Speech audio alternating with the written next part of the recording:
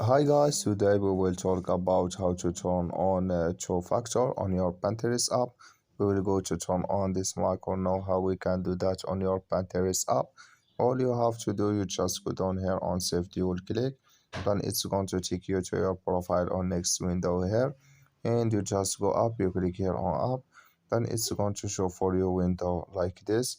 Then you just click here on settings, then you come to settings window here and you just click here on security and logins. Then you come to security and logins window, then you just come here to factor and you just click here on this mark, and like you see now here you add your email, and it's gone, you click here on next and it's going to turn on with you. So that's all. You just follow this ways and it's going to work with you. Thank you for your watching. Don't forget to support us by liking, subscribe, and see you in next video.